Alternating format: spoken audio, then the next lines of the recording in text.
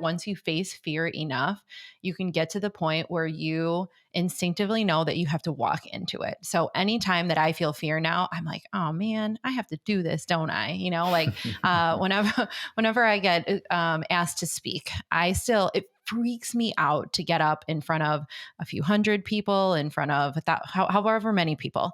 It freaks me out to no end.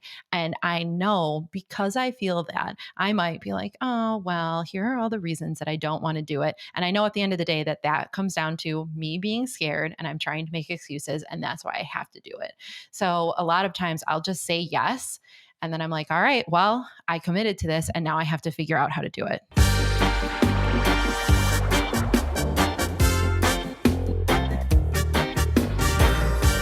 Yo. Welcome to Find Your Freedom, the best entrepreneurship podcast. Today, we're joined by Jackie Hermes, a 2-time entrepreneur, brand builder, startup mentor, LinkedIn expert, and mother of 3 beautiful children. She's an all-around incredible person, and her podcast, The Art of Entrepreneurship, is an incredible listen. I've been enjoying it almost every week. Her marketing agency, Accelity, helps B2B software companies grow faster. Welcome, Jackie. We are super excited to have you on. 5 months in the making. Yes. Hey, I mean, sometimes I text my friends and we take 5 months to see each other and they live like 20 minutes away. So I'm glad we made it here. Definitely worth the wait. We're super, super excited to have you on. Welcome. So our origin story, I LinkedIn stalked you and then sent you messages on multiple platforms to ensure I would get a response. So thank you for responding to me. I did a little happy dance right when I got the response back.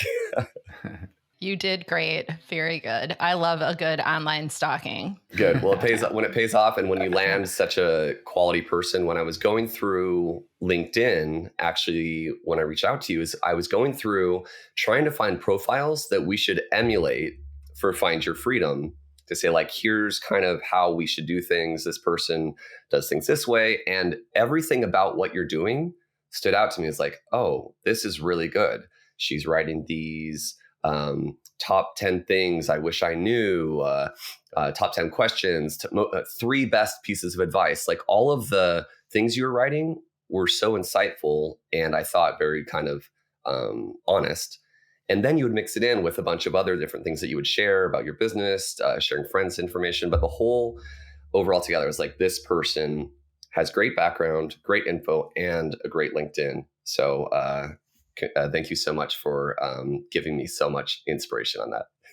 Thank you. I love LinkedIn. I mean, I wouldn't have been doing this for, my God, almost 5 years if I didn't like it. That's for sure. Let's start with that. I don't know that very many people actually think of LinkedIn as a way to connect and spread the word about things, and especially maybe even kind of the generation right below us. Can you talk a little bit about that? I think that a lot of people don't even think of that as an opportunity to grow a business.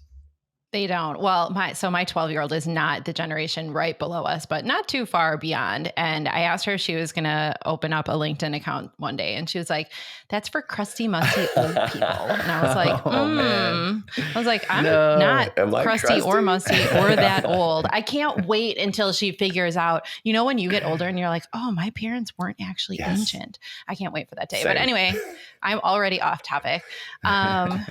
It's just like LinkedIn, like you built such a successful branding, marketing, and it seems like it's almost anchored on LinkedIn and all of your connections. Like, how did you stumble upon that? Was it a slow build? What exactly happened there?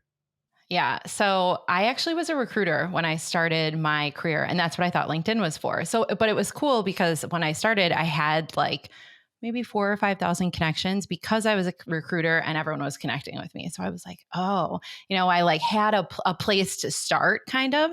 But then Quentin Allums, he was like one of the, I guess, if there's such a thing as like OG LinkedIn influencers, he was the one. He was like tall black guy with the big hat, if you've ever seen him, where he was just like walking around vlogging all the time and creating content. And he talks about how broke he was until he found LinkedIn.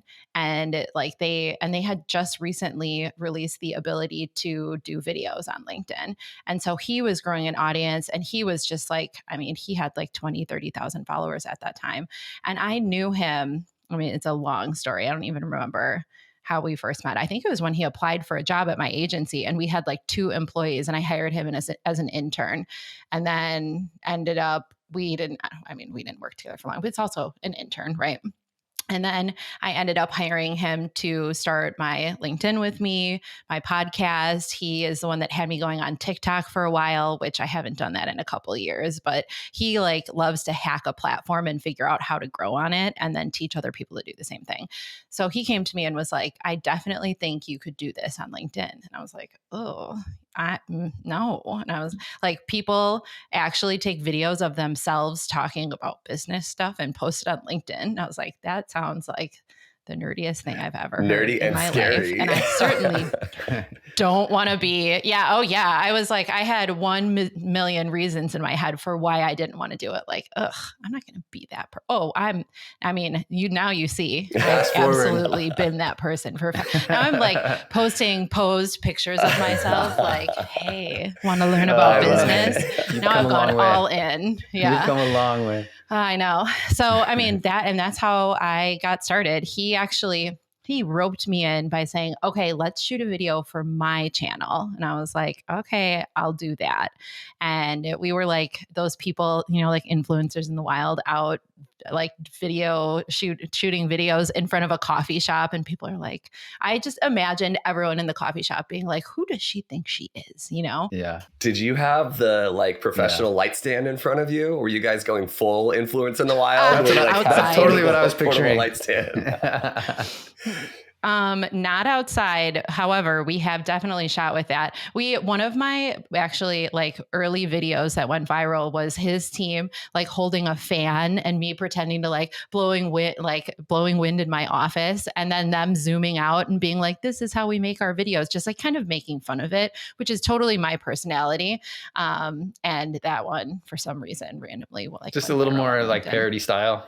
Yeah, I did a lot of parody stuff at the beginning. Align it with your personality. So if it weren't for him, you may never even have found your way onto LinkedIn, it sounds like. I would not have launched my podcast. I would not be, I'm not really on TikTok. Now I'm just like slowly losing followers because I haven't posted anything in so long, but we got up to like 15K, which was great.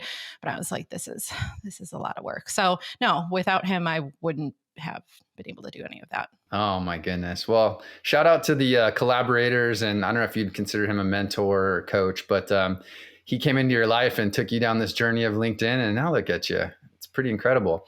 Your professional history. I mean, we're looking, as we do with our guests before they come on, we're looking into your history. And I saw that we do the deep dive, of course. And we saw you were a corporate head of marketing. And then there was this little cookie business that came into being. So I'm curious. So you're working as head of marketing. Are you thinking, I am an entrepreneur inside and I need to get out and try something? And then you get the idea for cookies. So take us to that moment and what was going through your head? Was it a side gig, side hustle? What was that all about with the cookie business? Good question. It's kind of a long story, but I'm going to share it in a short way if possible. So actually, my ex-husband, who is the dad of 2 of my kids, he always wanted to be an entrepreneur. And I met him and he was like a CPA, work in corporate. And he was like, I want to start my own business. And I was like, you're nuts. Like, who wants to do that? It sounded so risky. And So you had no interest originally? Zero. Okay. I was actually working at GE when I was still in college. So I was like hoping to get a full-time job there. And then it was like 2008 and the whole market crashed. And so those plans went to shit. But maybe I shouldn't No, that's swear. allowed. No, it's all good. Actually encourage it on this podcast. Okay, great. Be your true self. Oh, I don't think you want to be encourage your true me self. to swear. Let it rip. So he kind of convinced me, and he was going to go back to get his MBA. And he was like, I'm going to go back to grad school. And I was like, cool, that sounds good. And then one day he was like, I'm going to start a company. And I was like, okay. I mean, if you're spending money on a company, spending money on an MBA, you'll probably learn the same thing. I was like, okay. He was like, I found cookie recipes on Craigslist for sale and I want to buy them. They were $7,000 for 4 cookie recipes on Craigslist. And I was like, I was like, And then dude busted him out from behind his back and was like, look, I ordered some. Do you want to try them? And I was like, this is a good sales pitch. He did well. Oh my goodness. So we 7K tried on them. cookie recipes. I Okay. know. We tried them. They were freaking amazing. And it was this woman who owned a restaurant in Buffalo, New York, and she was selling the restaurant, but she thought that she kind of always thought that the cookies could be their own thing, but she wasn't able to make it into something. And so he was like, he wanted to do it. And I was like, okay. The way I remember it is just being like, oh, all right, which I think most people think a little bit harder. And I didn't think that I was really going to be involved in it in that time either. But then, of course, like when he got back, we're both working full time. We had a baby, and it was like, okay, well, let me help you figure these things out. Oh, let me do that. I'm the worst at someone's like, I have a problem. And I'm like, let me fix it for you. So after that, we ended up, doing all of the licensing and getting distribution into different grocery stores and packaging. And it was a serious journey. So I actually had no interest at all at the beginning. And then I was kind of like, oh, this is cool. Like I distinctly remember a day that I took off on like a Thursday so that I could go deliver cookies, which we had to like drive to whatever grocery store, however far away, and deliver them before we got any distribution in place. And I was like standing at the gas pump, pumping gas in the middle of the day. And I was like, who are all of these people that aren't at work right now? And how do I get a life like this? That's like more. And I seriously, it could have been like storming. And I remember it as like the most gorgeous, amazing epiphany on the planet, because I was like, oh my God, look at all of these people that are like in their sweats doing whatever they want, like driving their nice cars. Were they like on they must unemployment not checks? be sitting in I don't know, man. I was like, there's no way that they are sitting in their cubicle working like a bazillion hours a week, So that epiphany was really the fact that you came from a real corporate structured background, and you're like, you know what? Maybe there is something else here. I'm kind of hustling in like a real tough entrepreneurial startup thing. And you were thinking maybe there's more here behind the curtain. Tough. I love that. Yeah. Well, and then after 2 years of that, I was like, yeah, that's a grind. Please. I never wanted to. So then what was the next stage then? Yeah. So we ended up selling it, not for very much money.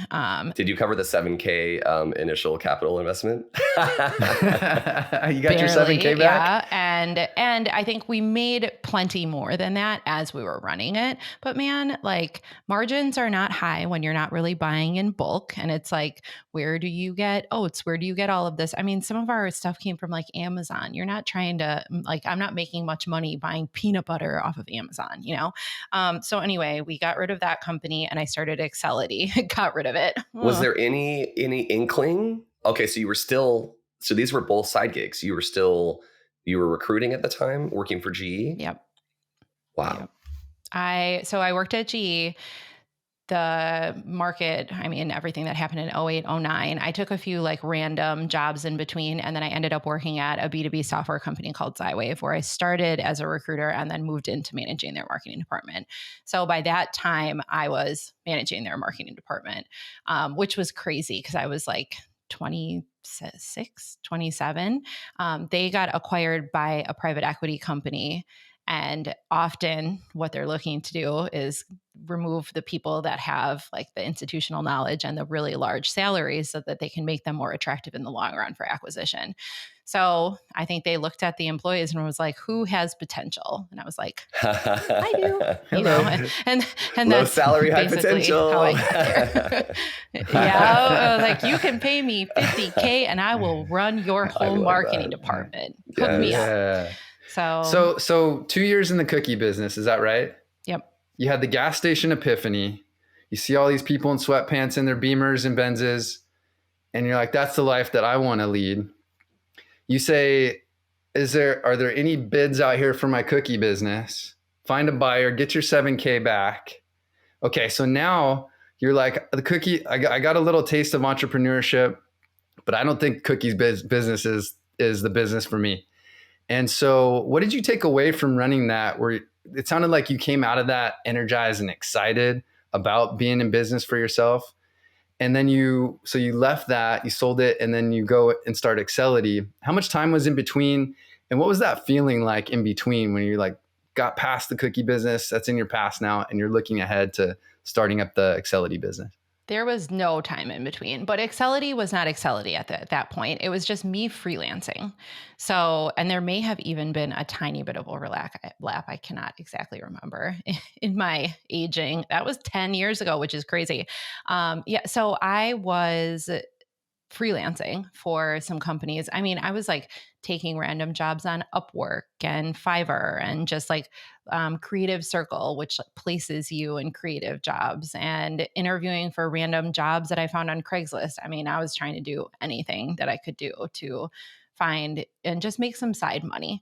And I wasn't really planning on making Accelity a full-time thing, but then they ended up selling off half of the company. I told you they got acquired by private equity. Well, they sold off half of it. And with that, they were sending pretty much the whole marketing. There were like 4 people in the marketing team, and they were sending everyone with the other company and leaving me. And I was like, I'm not doing this. And so I left, and I was like, I'm starting a business. And I had And no then it wasn't business, a side gig anymore. no, then it was. And I was in the process of buying a house too.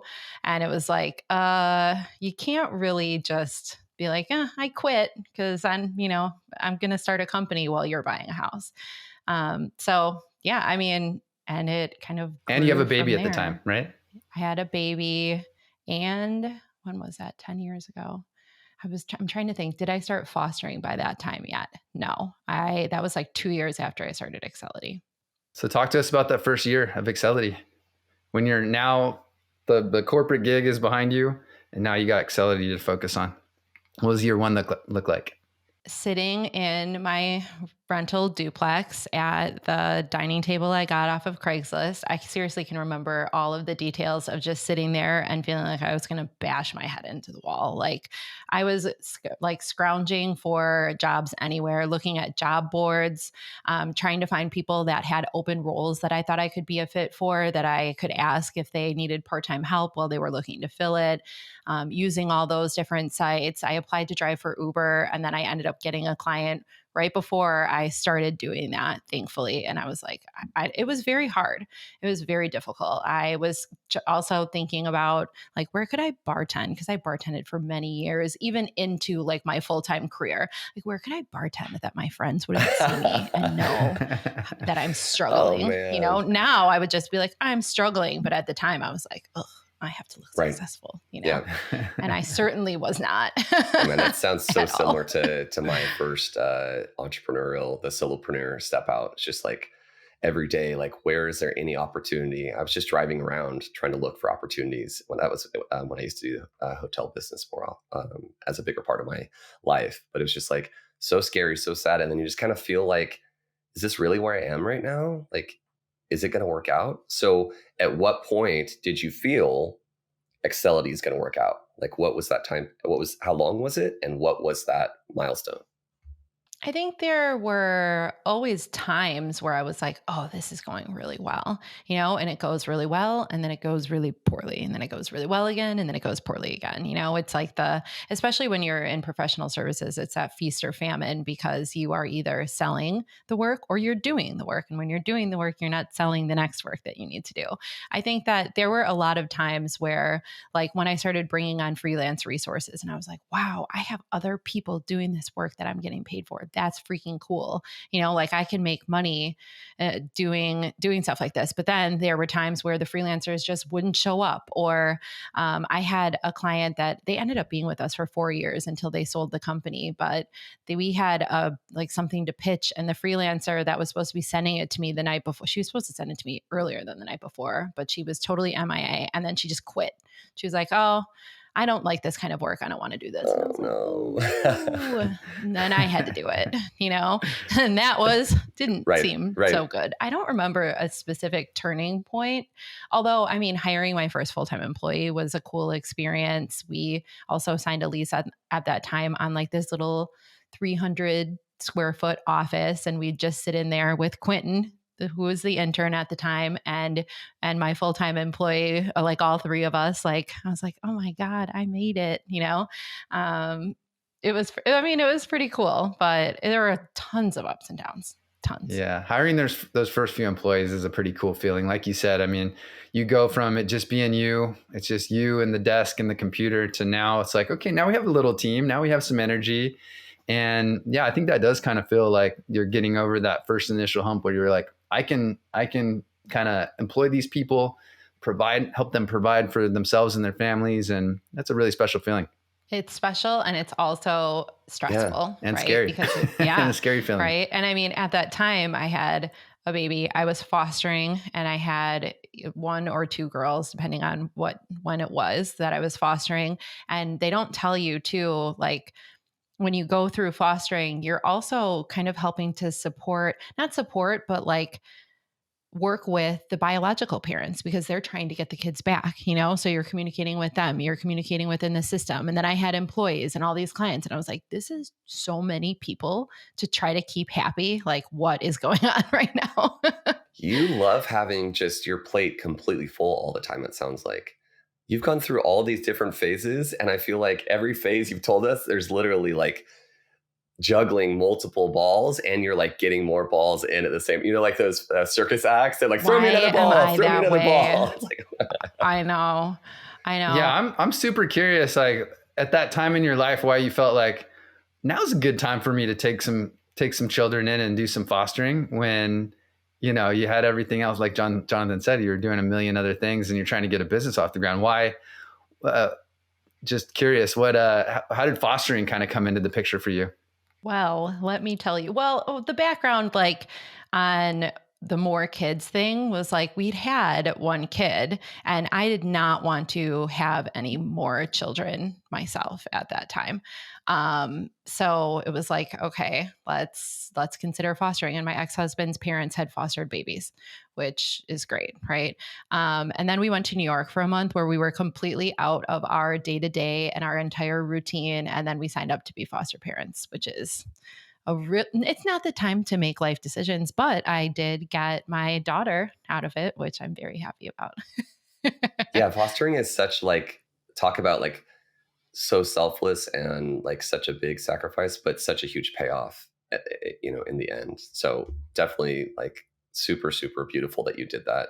And what you were just saying kind of reminded me, you were talking through the early beginnings of the company and then Accelity, having these big ups and downs. One of my favorite LinkedIn posts that you had was about, I think it was the top 9 things I wish I would have told myself, or I wish I would have done differently if I had started Accelity today. Was there any of those that you thought, of those 9 that you can recall, that you think like, wow, this audience of aspiring entrepreneurs from Finding Your Freedom, here's like some of the things that I think would help you not make the mistakes I did when I was starting my business? I think one thing is really growing your audience and your community before you start. Because when you launch and sometimes when you haven't grown anything or you don't know anyone, you kind of can launch to deaf ears. And that's exactly what I did. And then I watched my husband, who started his company 2 years ago after he had been a CFO twice, and he was completely full. I mean, he's over full, working his butt off, making probably more money than I make now, because he had a network and he had like all of these things in place that I didn't. And it took me like 4 or 5 years to do what he was able to do in 6 months. And I was like, wow, that is very different. Like I was like, he doesn't even need my advice. Clearly he knows exactly what he's doing. So I think that is a big piece of it. So is your takeaway there that people should wait a little bit longer till they're on better footing or more experienced? Or I think it's do the work to meet the people that you want to meet and grow the network and audience before you. So if you want to start a company in 6 months, then make your list right now of who do I want to know and who do I need to know, and then start reaching out to them. Start like interacting on their content, start DMing them on 4 different platforms, like whatever you can do to get some of those people in place, because then it's just like growing an audience on LinkedIn. If you can go out there and start interacting with people and make some friends before you launch anything, it's going to be much easier because you already have people that want to support you there. Versus if you launch something and then you're like, okay, let me try to grow this audience, then you kind of have a motive in mind, right? And you're kind of like trying to sell something. Whereas if you start before, you don't really have a motive yet. That rings super true for Doug and I, because with Find Your Freedom, neither of us had any social media presence almost intentionally beforehand. And then it's like, hey, we're going to start a podcast. And then it's like, wait, there's no audience. Like we literally have to grow from nothing. So it was kind of like a grind the first few months where it's like, oh, this is kind of like brutal. And now that we're 8 months in, it's like, oh, great. Like we're having thousands of people see our stuff now. This actually feels like great. But man, it is so rough in the beginning to start from nothing. So I think that's both great advice. And then you also gave the tip of find the people that you need to know and start reaching out to them beforehand. Some of the mentees I talk to, I tell them that same type of thing. It's like, you need to be getting in front of these people, building it earlier on and have the relationship before you really need to ask for a favor. Yeah, absolutely. I mean, you can't, when you immediately meet someone and ask for things like intros or, like people reach out to me and say like, oh, I know you worked with this investor. Can you introduce me? And it's like, well, no, like I want to, and I love being a connector. However, there's like such a thing as social capital, and you only really have so much with people that you're connected to, right? So it's like you kind of have to build that capital by giving to them and building that relationship with them before you ever ask for anything. Yeah, that makes perfect sense. Did you think that looking back on your cookie business, did you think that helped you significantly in starting Accelity, and what specifically? I think only because not only because, but I had an idea of how hard it was going to be. I am the kind of person that's always like, oh, it's going to work out. This is going to be great, And so it's like anything I've ever tried, I'm like, I can do this, like I fully believe, and maybe sometimes blindly so, like, yeah, I can do this. I'm going to totally figure it out. And I think it was good to get knocked down a little bit running the cookie business and to understand like, okay, you actually have to do so much freaking legwork to get where you want to go. I mean, standing in the grocery stores, handing out samples of these cookies was like, I was like, oh my God, like, how did I end up here? And I didn't know that that's what I would have to do. And so I think starting Accelity felt a little bit easier because it wasn't so, like it wasn't quite as hard as what I had experienced. And just learning how to really freaking hustle. Like I had done it in corporate and I had always worked really hard for anyone that I was working for. But it's a totally different level when you're trying to do it for yourself and you have people to support. Completely different. I feel that so deeply. What were you gonna say? I was going to say, and you chose, I think that's something that a lot of people don't think about when they're thinking about starting their own business, is they don't even think about what industry or niche they're getting into, because each niche has its own specific type of hustle.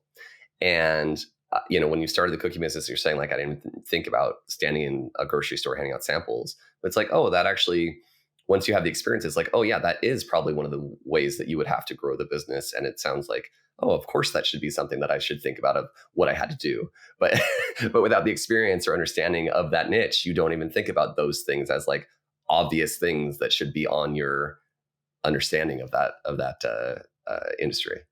Mm-hmm. Now I see people that are trying to grow food businesses on LinkedIn showing pictures of themselves doing it. And I'm like, oh, I remember those days. And oh yeah, of course, it's something obvious. Just like to grow the business that I have now, there are obvious things that you have to do in order to grow a business. However, they're not obvious until they are, if that makes sense. Like until you really get there and you're like, oh, of course I need to learn how to sell and I can't just chat people up and they're going to spend $100K with me. Duh. Right. Like, but it took a little while to get there. You don't know what you don't know. Yeah. I was actually just talking to my business partner. Have you guys heard of Schnucky's Cookies? Mm-mm. My business partner invested in Schnucky's Cookies and he said it was by far the worst, most painful business experience of his life. He lost a lot of money. And learned a lot too. And as you were talking though, Jackie, I was thinking back on my first business, which was the painting business, and how hard and how, again, painful it was as that first business and going through all the stress and sleepless nights. to where fast forward 6 or 8 years later, when I started the business that I have now, it was still really hard, but because of that first experience with the painting business, it made everything afterwards a little bit more easy and manageable for me. Mm-hmm. It gets easier, and it also is like a different kind of challenge, I think. Like every new business, you're experiencing challenges at like a different level. Absolutely. There's levels to this. And so, you said you took away some of the grit, and some of, learning what it takes, from the cookie business. So I want to talk a little bit about some of the traits that you attribute to all the success that you've had, in your career. One of the things that we've noticed with a lot of our guests, who we have had on the podcast, is a degree, not a degree, but a background or experience in marketing, as kind of a common denominator with a lot of them. And it's helped them to build these brands on Twitter, LinkedIn, et cetera. And what is marketing, what you would attribute to most of your success to, or are there other skills that come to mind when you hear that question? I'd say the ability to sell and market is huge. I meet a lot of, especially with my business, we work with a lot of technical founders, and they have to figure out how to get those skills into the business. And it might be a co-founder, it might be training if you're doing founder-led sales, but it's a lot easier to, like, I'm still leading sales and marketing in my agency because those come so naturally to me. And they're like, the education was one thing, and it's how I figured out that I loved doing marketing. However, I think that having those skills and innately is very helpful for sure. I mean, and then there are kind of intangibles, like you talked about grit, you talked about determination, and the ability to, like, working on soft skills. Something that you don't do in college is the most important thing that I have ever figured out to do, is figuring out like how to deal with when you lose a deal or when an employee quits unexpectedly. And like, it's how you respond in times of stress that I think are most important. And that's something that, a degree doesn't necessarily teach you. Yeah, totally.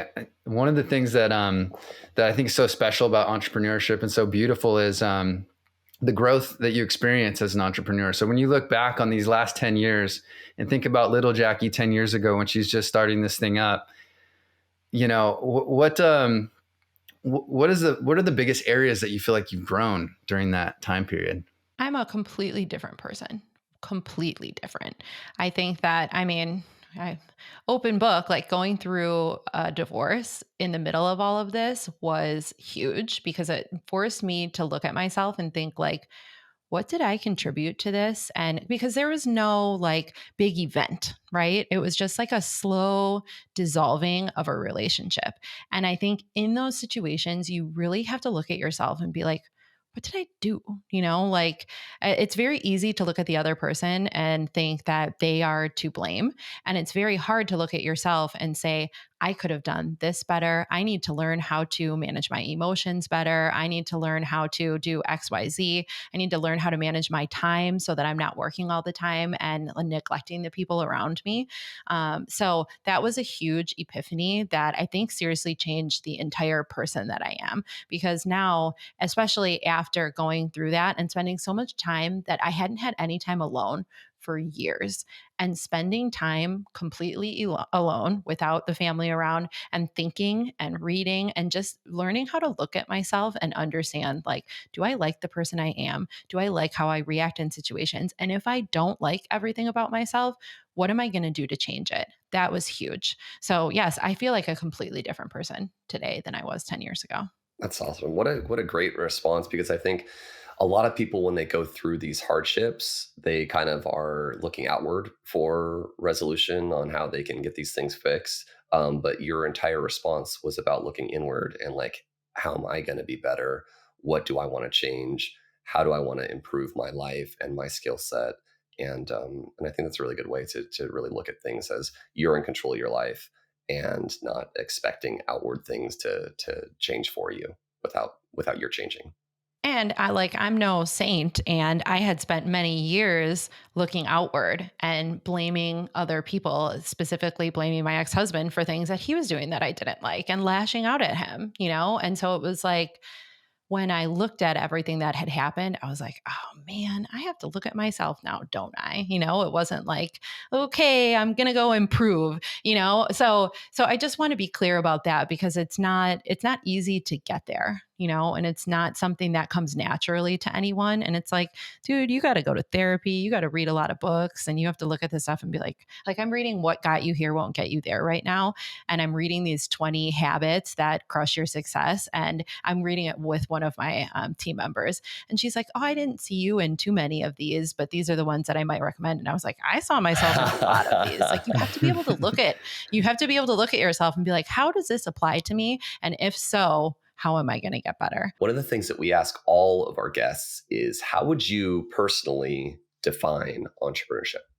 I think that entrepreneurship is a journey of just figuring out random things all the time and creating your own path, whatever that looks like. And it's cool because I don't think you can get that experience literally anywhere else. You can create experiences for yourself like that within a corporate environment if you can figure out how, and if you have the guts to go and challenge and try to create your own path, which I hope that everyone does. But it just gives you this unique kind of journey of trying to figure out how to live your own life on your terms and what you want it to look like. And it's really cool. Was there one impactful piece of your career, over your career? Was there one piece of advice that you feel was most significant or life altering for you? Did someone say something, or did someone do something that impacted you in a way that really you thought, looking back on, like, this really changed my trajectory? Yeah, I mean, I've gotten a lot of tough feedback, and props to the people that were able to give me the tough feedback early in my career because I did not take it well. I was like, ew, like, who do you think you are? I am a perfect angel. So yes, absolutely. There were a few managers, female managers within my career early, which I thought was very cool that they were like, hey, you're not doing well at this, and you have to do better if you expect to succeed. One was that my boss told me when I was a recruiter that she thought that I was checking out and just waiting to move on to the next step in my career instead of working hard to earn it. And I was mad. That's cutting. That's cutting. Wow. It was. And you know what? I was pregnant at the time, and I very much was like, ugh, I'm sick of this job. I don't want to do this anymore. You're like, back off, lady. And you know what? The delivery, the way that I remember it, maybe not great. However, the lesson, huge. I mean, you have to work for everything that you want, regardless of your situation and regardless of what you think you deserve. I had another female manager, actually a VP at Skywave, that same company, who talked to me about my tone and how I approach people and how I try to sell things to other people, because I got reported because my emails were too curt and people thought that I was being aggressive. Wow. Which was I was like, oh, she could have just gone and came and talked to me about that. But it was good because it was interesting because I didn't see them as being too straightforward. I didn't think I was doing anything wrong. And I had to really look at what I was doing and be like, okay, if my manager is reporting me to this VP, like, there must be something really going wrong here. And so I think that was like the very beginning of me having to look at myself and be like, man, did I mess up? And if so, like, what am I going to do about it? Yeah, I have tons of those stories. I think that especially when you get feedback that hurts your feelings, there's always truth in it, always. And that's why it hurts you. That's why it hurts your feelings. Well, I hope everyone who's listening is taking away what you're saying, because, we all get feedback. And like you said, like, a lot of us don't want that feedback, don't want to hear those hard conversations, hear negative things about ourselves, hear the constructive criticism. But it's at a certain point in your life, you can decide that I'm going to take that feedback and I'm going to use it to improve and be better and become, the person or the professional that I want to be. So good on you, and kudos for taking it and running with it and, becoming who you are, sitting in front of us. And shout out to, for all the people that are hearing what Jackie's saying and thinking like, oh man, that's like so insightful. That's so good. I know, like, some of the things you were just talking about were actually in one of your latest episodes of the podcast. So I wanted to give a shout out to this amazing podcast, The Art of Entrepreneurship. Go check it out. It's really nice because it's really nice bite-sized episodes that you can really just like listen to real quick in between things. And Jackie has some really awesome guests on there. So I definitely recommend everyone go listen to that too, because what she's saying right now, all of these actionable pieces of insight from her experience, that's exactly what she talks about on her podcast. It's awesome. Yeah, nice Jackie. plug. I like it. We know we gotta get you out of here pretty soon. We got a couple last quick ones we want to fire at you. So you've taken your business from ground zero to 7 figures with no outside funding. What decision would you say you made that's enabled you to enjoy all the success that you're enjoying now? Oh gosh. No, the no outside funding thing is an interesting one. I feel like you have to decide that you're willing to go broke personally multiple times in order to do that. And so I think it was great because I was able to keep all of the equity for myself. And also I got to this point and I'm like, do I need all the equity? Like I could have had other people on this ride with me, helping me. And instead I have clawed my way through it. So I think that people think it sounds really like sexy to own the whole company yourself. And I'm just answering the opposite of your question. So you're no, welcome. I love that. This is the thing that I do not attribute. Just kidding. The risk reward you're saying there, I think that's super, super valuable for people to hear. There's more than one right way to do it. So the last thing I kind of want to touch on and get your insight on is the fear that people feel. They're listening to this and they're going, man, I'd love to be an entrepreneur like Jackie. I'd love to start my own business, but they feel that fear. So many people that don't end up starting their business is due to, I got this great job. I'm used to getting my paycheck every other week. I'm terrified to step aside from that and, pursue my dream to start my own business. What do you say to those people? How do you address that fear? One thing you mentioned earlier, just that I'll touch on real quick, was start 6 months prior at least, and then start making those touches, networking a little bit, building your network so that when you do finally make it, you have some preparation and some infrastructure already built out. Anything else that you'd tell people to address that fear that they're feeling about going out on their own? Yeah, start building it on the side. I think that is the easiest way to, when you build it on the side. Yes, it is going to take some of your time. Yes, there might be some late nights or some weekends involved. However, that really takes a lot of the risk out of that decision. And also, I think that once you face fear enough, you can get to the point where you instinctively know that you have to walk into it. So anytime that I feel fear now, I'm like, oh man, I have to do this, don't I? Whenever I get asked to speak, it freaks me out to get up in front of a few hundred people, in front of however many people. It freaks me out to no end. And I know because I feel that, I might be like, oh, well, here are all the reasons that I don't want to do it. And I know at the end of the day that comes down to me being scared and I'm trying to make excuses. And that's why I have to do it. So a lot of times I'll just say yes. And then I'm like, all right, well, I committed to this and now I have to figure out how to do it. Right. And so I think that saying yes to yourself and facing that fear, acknowledging it publicly, telling people about what you're doing, maybe you tell your spouse, your family, whoever it may be, the more you start doing stuff like that, the more you're going to be able to face it. And you don't have to face it all head on immediately. You can do it in baby steps. That's so beautiful. Really, really good advice. I know you got to get out of here. I know you got busy afternoon for you, but I just wanted to thank you once again. This was such a special episode for Doug and I, because I think your message aligns so well with what we try and do here at Find Your Freedom. You're inspiring people and educating people, and you do it so effectively. So you're an inspiration for both Doug and I, kind of what we hope to get to in that next tier of helping people. And just reading through your comment threads on LinkedIn, it's just like, man, look at all these people are like, thank you, Jackie, this is awesome, I needed to hear this today. Like, that's kind of what all of us like strive for when we start out doing these things. And we also we all have such different paths. Thank you. Well, we appreciate it.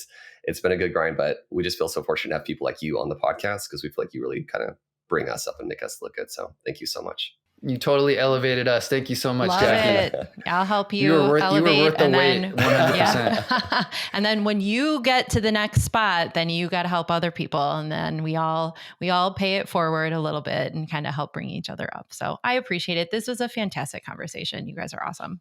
Thanks, Jackie. So where do we send people? So they want to find you on LinkedIn. Is there anywhere else that that you want people to go check you out? If you want a quick response, LinkedIn is the spot because I'm in the DMs there all the time, but you can check out JackieHermes.com. That's where I have any content that I publish, my podcast, and then AccelityMarketing.com is my agency that you can check out too. I love it. Thank you, Jackie. Appreciate it. This was awesome. Thank you so much. Thank you.